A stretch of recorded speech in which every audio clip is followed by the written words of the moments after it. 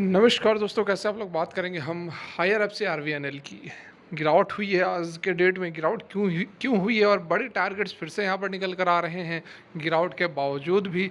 क्या कुछ मामला है, सारा जानेंगे इस वीडियो में। रिक्वेस्ट है कि रहेगी वीडियो अच्छी लगे मोटिवेट करने के लिए लाइक कर दे, चैनल को सब्सक्राइब कर ले जबरदस्त जेन्युइन कंटेंट के लिए।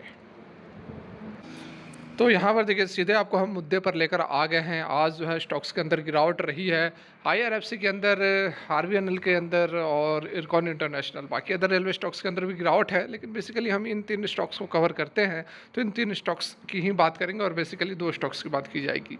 यहाँ पर देखिए, गिरावट तो हुई है लेकिन बहुत बड़ी गिरावट नहीं है। आईआरएफसी के अंदर 2-2.5% के आसपास है, इरकॉन के अंदर 3-3.5% और 1-1.5% के आसपास आरवीएनएल के अंदर गिरावट है।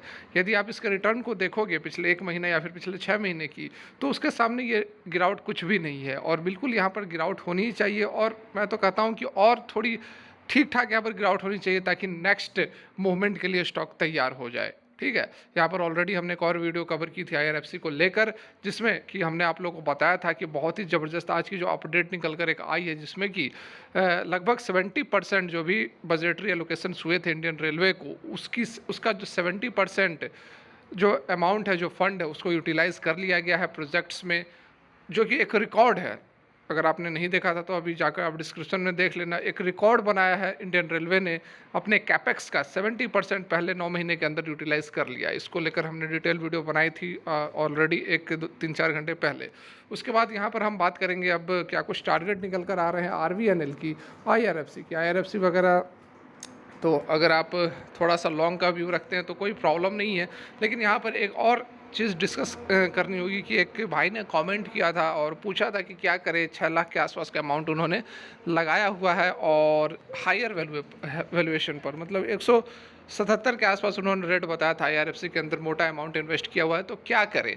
तो देखिए, सबसे पहले आप एक चीज़ समझ लें कि जो रैली बनती है, ज़बरदस्त रैली बनती है, रोज़ के रोज़ अपर सर्किट लग रही है और उस अपर सर्किट में हायर वैल्यूएशन पर आप मोटा माल उठा रहे हो, तो कहीं ना कहीं रिस्क तो एसोसिएटेड है। 6 लाख का माल आपने 177 पर उठा लिया, तो आपको थोड़ा बहुत वैल्यूएशन भी समझना पड़ेगा कि यह हायर वैल्यूएशन पर ट्रेड कर आपको लेना ही था। 6 लाख का माल आपने क्यों लिया, आपको लेना था, आपने 2 लाख का उठाना था। फिर देखते अगर भाग रहा है, भागे ऊपर भागे तो और आप माल उठाओ, उसमें कोई प्रॉब्लम नहीं है। लेकिन ऐसा नहीं है कि एक ही बार हम सारा का सारा माल उठा लेंगे और अब गिरावट हो रहा है तो हमें एवरेज करने के लिए हमारे पास पैसे नहीं है। हायर वैल्यूएशन पर स्टॉक जो ट्रेड करते हैं उसमें एक बार में पूरा का पूरा माल नहीं उठाना होता, सबसे पहले तो आप ये समझ लो। ठीक है, यहाँ पर देखिए कोई वैसी प्रॉब्लम नहीं है, आप होल्ड करो, होल्ड करो, आपका लेवल आ जाएगा 177-180 लेवल आ जाएंगे आपको। कोई वही वैसा बहुत आपने कोई ख़राब स्टॉक में लगाया नहीं है, ज़बरदस्त स्टॉक है। लॉन्ग टर्म के लिए भी होल्ड नहीं भी करते हो आप, 6 महीने के लिए भी यदि आप होल्ड करते हो तो आपको प्रॉफिट देकर जाएगा। बस आप होल्ड करो और उसमें कोई वैसी चिंता करने की बात नहीं है। फिलहाल यहाँ पर आप देखें बजट से पहले जो गिरावट आई है, इसके पीछे क्या कुछ कारण निकल कर आ रहे हैं। तो देखिए, बजट से पहले जो गिरावट बन रही है वो कारण यही है कि जो खबरें निकल कर आ रही थी बजट को लेकर, वो ऑलरेडी काफ़ी पहले सरफेस हो चुकी थी, जिसके कारण कि इन स्टॉक्स के अंदर पहले ही बहुत बड़ी तेज़ी आ चुकी थी। लोगों ने या फिर इन्वेस्टर्स ने, बड़े प्लेयर्स ने माल उठा लिया है, पहले ही माल उठा लिया गया है। अब ऐसी बात नहीं है कि अब बजट हमारी परसों आने वाली है तो परसों जो है वह बहुत बड़ी रैली आ जाएगी, बहुत बड़ी तेज़ी आ जाएगी। हो सकता है तेज़ी आए भी, एक आध दिन अपर सर्किट लग भी जाए, लेकिन जो मोटा मोटा यहाँ पर एक रैली होती है वो ऑलरेडी स्टॉक्स के अंदर आ चुकी है। आप ऑलरेडी देख चुके हैं 1 महीने के अंदर 80-80% की तेज़ी बनी है। तो ये जो तेज़ी बनी है वही बजटरी एलोकेशंस के कारण ही रही है। तो खबर का जो इम्पैक्ट था वो ऑलरेडी पहले आ चुका है अंदर स्टॉक के अंदर, और अब जो है स्टॉक प्रॉफिट वसूली से गुजर रहा है और इसके पीछे और कोई बहुत बड़ा कारण नहीं है। बहुत ही मामूली सा यहाँ पर गिरावट हुआ है, 1.5-2% की गिरावट कोई गिरावट नहीं होती है। जहाँ स्टॉक 6 महीने के अंदर 4 गुना 5 गुना 1 महीने के अंदर डबल हो रहा है, उसके लिए यहाँ 2-3%, 4%, 5% की गिरावट कोई गिरावट नहीं है। और इसलिए मैंने आपको कहा भी था कि आप जो है यदि बाइंग करना चाहते हैं तो करंट लेवल पर भी बाइंग कर सकते हैं, लेकिन वही डिवाइड करके अपने अमाउंट को 2-3 हिस्सों में बांटे और लगा दे। कोई भी वैसी चिंता वाली बात नहीं है। बहुत ही ज़बरदस्त इम्पैक्ट डालेगी लॉन्ग टर्म के अंदर ये सारे स्टॉक्स। IRFC को ऑलरेडी हमने डिस्कस किया था। RVNL की यदि हम बात करें तो आज हल्की फुल्की गिरावट रही, 2% के आसपास RVNL के अंदर गिरावट रही है। पिछले 2 दिनों से लगातार RVNL के अंदर गिरावट बन रही है।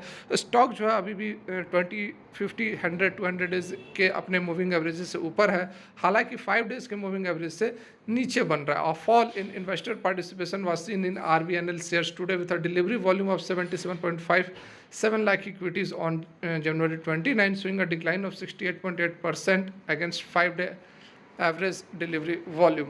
तो यहाँ पर डिलीवरी के अंदर बताया जा रहा है कि जो थोड़ी बहुत गिरावट हमें देखने को मिल रही है। पहले ज़बरदस्त तरीके से डिलीवरियाँ उठाई जाती थी और अब यहाँ पर डिलीवरी कम हुई है। 61% के आसपास की डिलीवरी कम हो गई यदि पिछले 5 दिनों की एवरेज डिलीवरी वॉल्यूम की हम बात करें। लिक्विडिटी फ्रंट की बात करें तो stock is liquid enough for the trade size of 32 crore based on 2% of 5-day average trade volume. Liquidity की तो कोई समस्या ही नहीं है, बहुत ही ज़्यादा शेयर्स जो है ट्रेड होते हैं, खरीदवाली और बिकवाली जो भी है यहाँ पर होते हैं। अब यदि हम बात करें अवधूत बाकर जो कि डेरिवेटिव एंड टेक्निकल एनालिस्ट है स्टॉक बॉक्स के, उनका यहाँ पर कहना है कि जो अंडरलाइंग ट्रेंड है वह अभी भी हाईली रोबूस्ट है। प्राइस एक्शन जो है वह हर्डल फेस करेगा 350 पर। RVNL की बात कर रही है, 350 को यदि एंटर करेगा तो अगला ऊपर की ओर मोमेंटम RVNL के अंदर देखने को मिलेगा और सपोर्ट जो है वह 250 रुपये पर बना हुआ है। And only a breach of this mark could dent the optimistic basis bias, मतलब कि 250 रुपये को तोड़ेगा तभी जो पॉजिटिव मूव है उसमें डेंट आ सकता है, थोड़ी गिरावट बन सकती है। जब तक 250 से ऊपर है तब तक सोचने की ज़रूरत नहीं है, ठीक है। Stock is witnessing bullish momentum in the overbought category of relative strength index, signaling aggressive buying on respective breakouts. Okay, यहाँ पर यही बताया जा रहा है कि जो RSI है ओवरबाउट कैटेगरी में भी हमें एक बुलिश मोमेंटम नज़र आ रहा है। मतलब कि 70 से ऊपर ओवरबाउट कहते हैं RSI को, तो उसके ऊपर भी लोग जो हैं वह दबाकर माल खरीद रहे हैं। The price action on daily basis emphasises buying interest on heavy correction, मतलब कि हैवी करेक्शन हो रही है उसके बाद भी जो बाइंग निकल कर आ रही है, मतलब जहाँ भी लोगों को मौका मिल रहा है लोग स्टॉक उठा रहे हैं। यदि ब्रेकआउट 350 से ऊपर हो जाता है तो स्टॉक का जो अगला टारगेट होगा 400 से 450 रुपये तक जा सकता है, ठीक है। RVNL के लिए बहुत ही क्लियर कट यहाँ पर इंडिकेशन दिए गए हैं। लॉन्ग टर्म के लिए आप होल्ड करके चले IRFC, RVNL, इरकॉन इंटरनेशनल। आपको 2 साल के अंदर अंदर जो आपके अमाउंट है वह 3 गुना भी हो सकता है, 4 गुना भी हो सकता है। जिस तरह से 6 महीने के अंदर 4-5 गुना हो गया, यदि हम सेफ साइड भी चले तो 2 से 3 साल के अंदर 3 से 4 गुना पैसा तो कर ही सकता है।